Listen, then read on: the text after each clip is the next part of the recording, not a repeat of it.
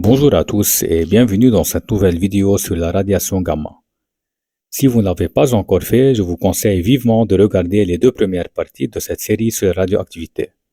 Dans la partie 1, on a défini la radioactivité et on a parlé des lois de conservation de A et de Z et on a découvert aussi la radioactivité alpha. Dans la partie 2, on a poursuivi avec la radioactivité bêta en expliquant les cas bêta- et bêta+. Aujourd'hui, je termine avec un dernier type de rayonnement, le rayonnement gamma. Le rayonnement gamma ou radiation gamma est un peu différent des émissions alpha et bêta.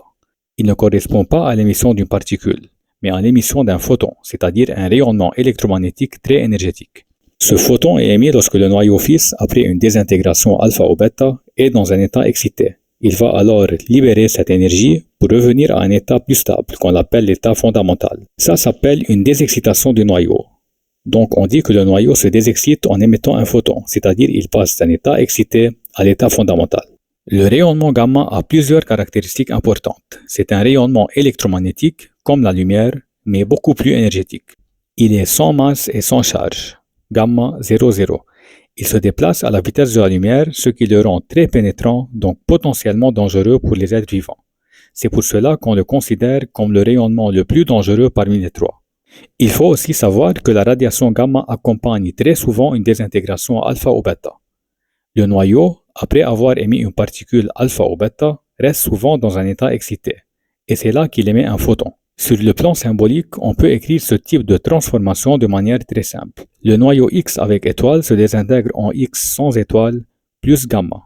X avec étoile représente le noyau fils excité. X sans étoile, c'est le noyau fils dans l'état fondamental et gamma le photon émis. Regardons maintenant un exemple concret pour bien comprendre ce phénomène.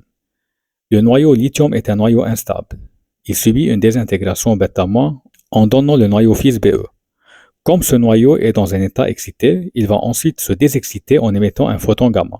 Donc Be avec étoile, c'est-à-dire dans un état excité, il va se désexciter avec émission d'un photon.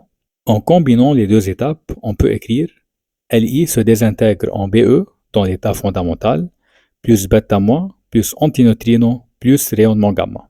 Cet exemple montre bien que le rayonnement gamma complète une transformation nucléaire déjà amorcée par une émission alpha ou bêta. Donc, on peut dire que la radiation gamma ne modifie pas le nombre de protons ni le nombre de neutrons, mais seulement l'énergie du noyau. En résumé, le rayonnement gamma est un photon énergétique.